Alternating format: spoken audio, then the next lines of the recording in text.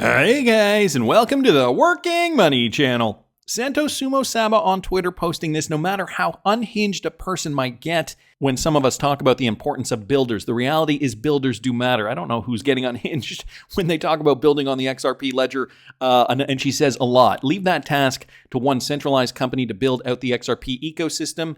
No way. RippleNet, XRP, and ODL hitting headwinds. And what she posts here is this tweet from Crypto King. Just spoke with a NEOM global executive. Now, as you guys know, NEOM is a Ripple partner, and NEOM is also not based in the United States. They're based in Singapore. And what he said was, yes, they use ODL for cross-border payments, but only in a few use cases. Main rails, he says, are via banks still. He doesn't see a bright future for this Ripple cross-border product, I'm afraid. Wrath of Conman did respond to that. Thanks. Can you say more? Why doesn't he see a future for ODL products? So I know there's been a lot of negativity surrounding XRP and the XRPL. But guys, I think there are major reasons for this. If you guys didn't catch the video I did this morning, I suggest you watch it right now before continuing with this video, because I do touch on a lot of this as well in this morning's video. I wanted to bring you this though. Chad Steingraber posting this. Okay, DBS Bank announces major restructuring, creating the entity called Global Financial Markets. Now, as you guys probably know, Ripple has been doing tremendous work around the world, educating and trying to really get more use cases off the ground in different countries, and discussing the idea of different verticals with regards to the XRP Ledger, and stepping away from payments, moving into different spaces. Not that they have been defeated, but the more use cases, obviously, the better it is for XRP liquidity, and the more demand we'll see for the XRP cryptocurrency.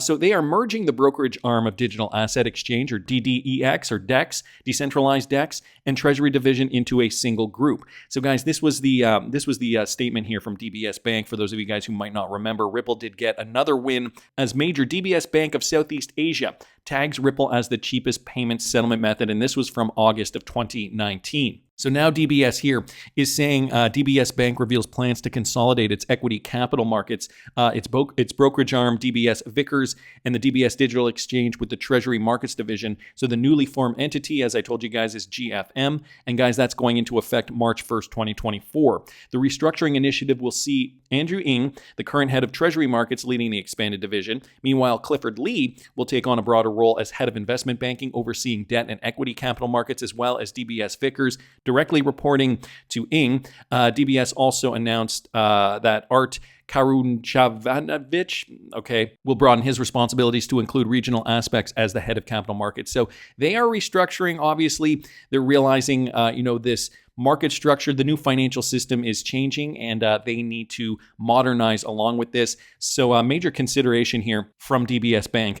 And so as you can see, they also have ties to Ripple. So, when it comes to the FUD, in that we're not seeing, and I mean, I don't want to call this, I don't know what to say, because Crypto Eddie is always on the mark. But this is kind of a misleading statement. I guess it was from Crypto King, and even though it was directly from the horse's mouth, I do believe there are still reasons for this. So let me continue, guys. Mike Manfield here also bringing this up. Okay, Ripple partner TCS is running to take over UK's faster payments. So again, we're seeing more Ripple partners here making moves to help frame this new financial sector in new ways. So Tata Consultancy Services have emerged as a leading contender to take over the running of the UK's faster payment services.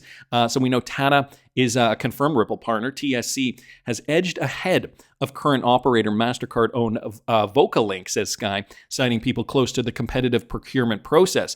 Pay UK is running the process as part of the UK's new payment architecture, which will replace the current faster payments and BRAC's retail interbank payment system, with clearing and settlement taking place over a single built-purpose central infrastructure. So is that DLT technology? Is it the XRP Ledger? Well, they don't state that here. Nevertheless, we can assume if Tata is involved, Tata a Ripple partner, the UK also XRP compliant already in terms of regulatory framework. Put two and two together.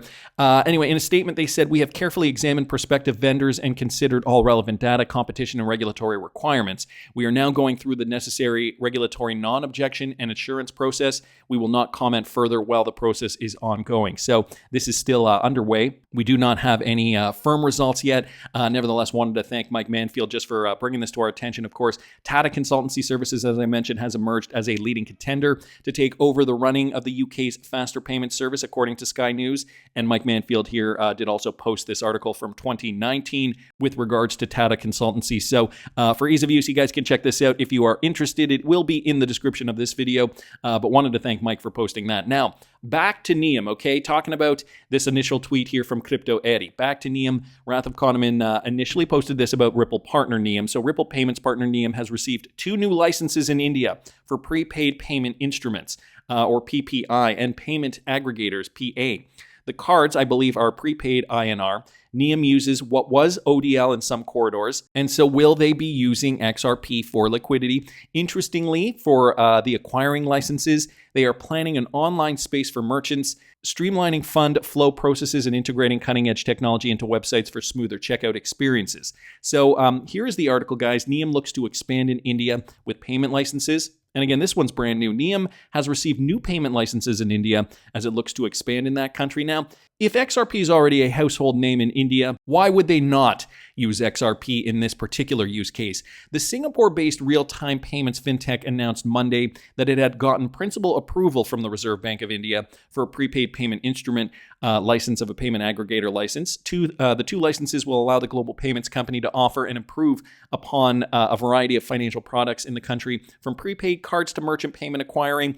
The company said in a news release, Neum continues to expand its license portfolio to serve the needs of a rapidly evolving global payments landscape. The PPI license will let Neum issue pre-funded, pre-loaded cards for customers and business applications inside India. The PI license, meanwhile, allows the company to offer merchants onboarding and acquiring services in the Indian market, including provisioning an online space for merchants, streamlining fund flows processes, and integrating cutting-edge technologies into websites for smoother checkout experiences. So, you know, when I look at this, I think to myself, okay, these are all great things for India, but this is all really small potatoes in terms of integration and payments. You know, merchants, they're getting a few bucks here, a few bucks there, selling a product. It's all good for the end result. Of course, more XRP demand on the XRP Ledger. But is this really what's going to boost the price, to double digits, triple digits? No. You know, it's going to be the huge use cases, the tokenization on the XRP Ledger, stuff that is yet to come. Nevertheless, you know, this is still great news, guys, all building towards every little bit counts. My wife always says every little bit counts. You know, all the building in the ecosystem is going to, provide more use cases for XRP down the road. And this, guys, is what's going to get XRP from 50 cents to $589 eventually. Of course, we got to see, $5, $10, $50 first. But eventually, we are going to see, all this move in the right direction. So I have the tweet up here again, Crypto Eddie, that first tweet that I screen grabbed. And the reason I screen grabbed it and showed it to you guys at the beginning was because when I went to this and clicked on this, it looks as though she decided to delete it. So sorry, that post has been deleted. Okay, this page does not exist anymore. So I mean, I'm wondering why, considering there's no real reason to delete this, but Wrath of Kahneman, continued the story here with another tweet thread, lots to unpack about market fit, corridors, etc. But this is a significant statement nonetheless. Okay, Crypto King again with this statement. He says, yes, ODL is used in some, but not many, and he doesn't see a bright future for Ripple cross-border products. Sputnik number 9 saying, I'm guessing this is why Ripple is pivoting away from cross-border payments and more into tokenization. I guess the original use case for XRP is disappearing, which is why Joel Katz suggested Ripple aren't happy with their adoption of solutions. Wrath of Kahneman does respond here. Your first point is valid, but the second is a bridge too far. While he said they weren't happy with the pace of adoption for payments, including crypto as a whole, he also noted they remain committed. So that is something we have to, take into consideration. Sputnik says, I base this on the fact that the XRPL is quickly becoming an everything blockchain when David used to say they didn't want to do that. They took a big swing and it turned out to be a miss. Unfortunately, the dent in the universe they set out to achieve hasn't materialized. However, crypto is my life. Posting this, I spoke with a few banks in India and they use XRP for cross-border. So it is happening, as you said, market fit. And even Neum says we are using XRP in some cases, but not every case and not kind of at the scale that we were hoping. And guys, I'm assuming that this is still because we don't have a global framework for cryptocurrency, to be honest. If everybody was on a same standard, we could really take a run at this. XRP could be utilized. And, this is also part of the reason why they're making the chain interoperable. You have to have more avenues for these, retailers, bankers, financial institutions, whoever it is, to be able to onboard, offboard certain cryptocurrencies. And, even if Ethereum does get a leg ahead because of the ETH gate and because, even if it's not fair, but we do see, other chains moving forward, we're always going to see the XRP Ledger fitting into this story in some capacity. So maybe not all the money, but I am still feeling very optimistic for, the use cases. Like, for example, here, guys, when countries like these make a statement, then you can present your anti-Ripple XRP use case. Not sure what you're after here exactly, but it seems biased. Just ranking India number 1 country, 10 largest economies in the world. So India number 5 here in a list, I guess, of top 10. I'm only after information, says the Wrath of Kahneman, and happy to examine disconfirming information to hold my biases accountable. But I don't understand how what you posted addresses anything about Ripple's businesses. Okay, and then so here we just have some more responses to that. Guys, again, the use cases still, I don't think, are fully formulated yet. We're going to continue to get more news, of course. All part and parcel to XRP development, and the XRP demand will eventually go up once we do see more use cases, and that is going to extend beyond payments, but we've always known that, right? So the payments are going to get regulated when we have the financial framework regulated. We're probably going to see a burst of activity when that happens. Guys, there's always the spec run too, so we should not be discouraged. I'm going to keep moving along because we do have some positive news here at the end of the tunnel. XRP drops bringing this up. Ripple's president of central bank relations, James Wallace, he just recently gave a speech at the National Bank of Georgia. So Anthony Welfare posting this. With regards to James Wallace's speech, check this out. Great to see James Wallace speaking at the National Bank of Georgia event today. James Wallace, president of the Central Bank Relations of Ripple, one of the world's leading technology companies, also gave a speech at the event. According to him, he is glad that the company will cooperate with Georgia within the framework of the digital currency pilot project. So working with central bank digital currencies, in this case in the country of Georgia, the National Bank of Georgia looking to run on the XRP Ledger. So again, some small advances with regard to the XRP Ledger, but it's all going to build to something very, very big. So I wanted to thank XRP Drops just for posting that. And guys, tokenization, the other day we talked a little bit about tokenization. David Schwartz talking about the $1.4 quadrillion. And even we had the CEO of Archax talking about 30 to 50 trillion could be, and he said, could be transacted on Archax through XRP. So XRP specifically in the coming years. If you guys didn't catch the video I did on that, I will link it up here in the top right-hand corner. Chad Steingraber bringing this up. Okay, Wisdom Tree Prime there, kind of priming us, no pun intended, on what is going to happen with tokenized assets in the coming years. Tokenized assets, where you can see below, you see a link, Visa card and Atomic Swap. So what they say down here, want to pay for a coffee. So they're just giving an example here. Want to pay for a coffee? You can do it by selling a little of your gold token or one of your funds or some of your crypto. So the way people are going to think of payments is going to change too. That is also something that I don't think, many of us are really kind of comprehending in a real world, can't wrap our heads around in a real world capacity quite yet, because we think, if we have let's say an ounce of gold, well, we have to cash it into fiat currency in order to get whatever the price of gold is per ounce, 2,000 roughly per ounce. We have to physically bring it somewhere to get the fiat in return. But guys, tokenizing your assets is going to do this on a whole new level.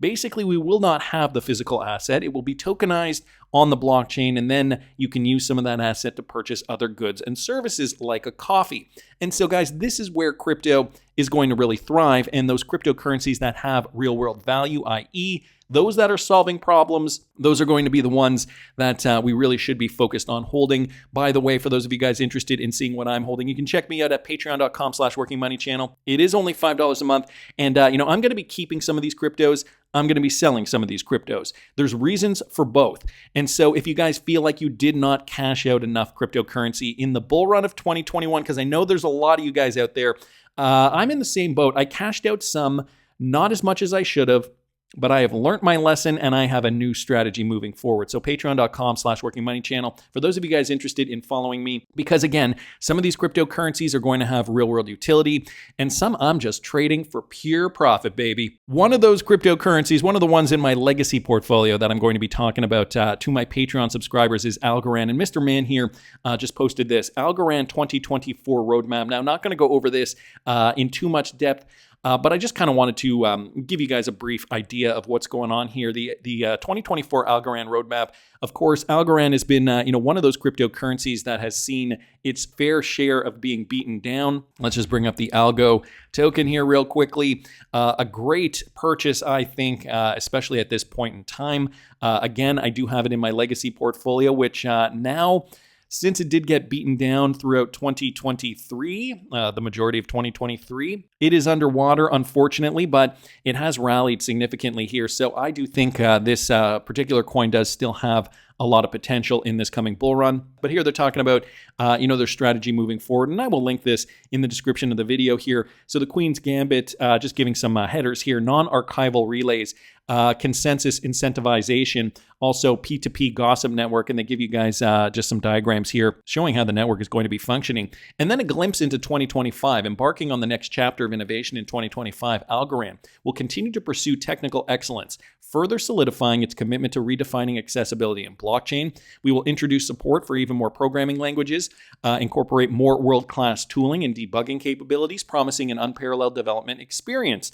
Algorand developers will have an even more diverse set of tools at their disposal, fueling the long-term evolution of blockchain development. So, guys, it's not just going to be XRP. It's going to be a handful of great cryptocurrencies that are really going to solve problems in the future, in the coming years, coming decade. Algorand, definitely one of those. Really happy I got into this particular project, but I do think there is still opportunity for those of you guys perhaps who might be looking to diversify into other cryptocurrencies. Algorand, definitely at an attractive price. So just another one there in my portfolio, as I mentioned before. But I know a lot of you guys hold XRP, and a lot of you guys want to see some big moves, really big moves. You want to see double digits, you want to see triple digits, maybe even quadruple digits. Well, I mean, don't we all, right? Is it possible then still to see an XRP worth $589 or $1,000, $10,000 per coin? Guys, it's going to take time, but I don't think it's impossible. Happen to see this clip from Jim Willie dropping XRP bombs. Okay, now Jim Willie, he's a statistical analyst in market research and retail forecasting. He holds a PhD in statistics and has a career that has stretched over 25 years. And a proponent of XRP, guys, listen to what he said in this interview here. Ripples in Wales tweeted this out, a tweet courtesy of Ian Binns on Twitter. Listen to this. Think of it as a palette. Okay, this is your de-dollarization palette.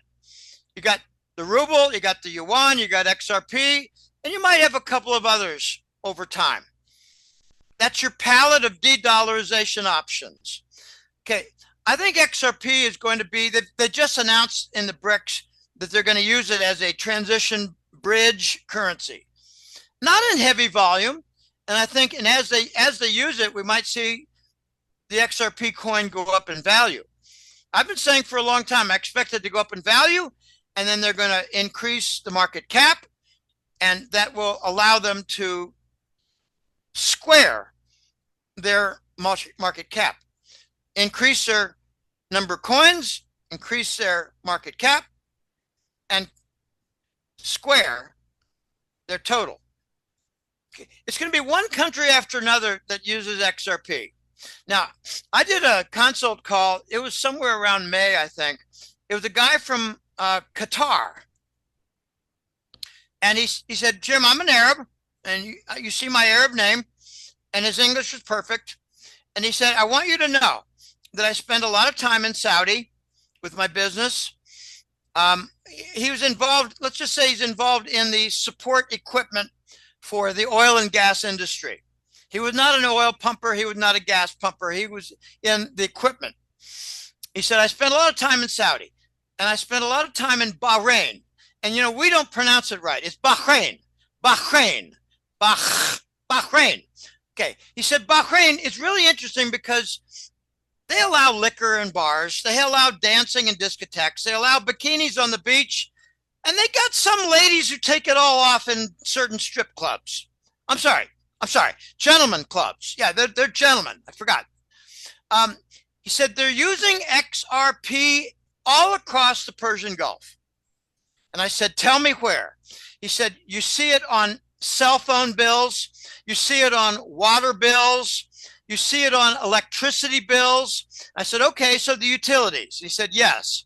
That was the initial introduction. He said, it's several monarchies in the Gulf. And I said, how about for contract and business? He said, yes, that has begun a few months ago. I said, tell me if this is a typical kind of example. There's a construction site. There's a lot of different construction suppliers, and the cement supplier bills like hundreds of thousands of dollars in XRP. He said, yes, they've begun to do that. Individual contractors are billing with XRP, payment in XRP. I said, okay, so this is a trial. And I said, and UAE is behind this. They're the ringleader. They're the manager. They're the band leader. They're in charge of setting it up, trying it out, requesting it, researching it. He said, yes. I said, I heard they spent $230 million setting up the digital architecture for the Gulf payment system. He said, yes, that's true. UAE is the leader. And I said, well, wouldn't it be interesting if France announces that they're going to be buying UAE oil or gas or LNG, and a quarter of the contract will be paid in XRP? He said, Jim, I really think that might happen. So there you have it, guys. XRP bombs being dropped. Jim Willie says, the Persian Gulf countries already using XRP in a large capacity, utility bills, and now for contracting for businesses. But to his point here, a smaller use case that will be growing larger once we see time move forward. He also mentioned that BRICS countries are going to be using XRP. And guys, at that point, we will see it increase in value. So we cannot get discouraged even if we haven't seen the XRP price shoot up right away. Again, we got to wait for this spec market to take off. And if you want to see what moves I'm making this time around, follow me at patreon.com/workingmoneychannel. I guess I should also say we got to hit 100,000 subscribers by March the 31st, guys. I'm almost there. I'm going to be giving away 2 Ledger Nanos if you want to keep your cryptocurrency safe in cold storage. So subscribe to Working Money Channel if you have not already. Please like the video if you like the content I'm providing. I always love hearing your comments. I'll see you in the next one, guys.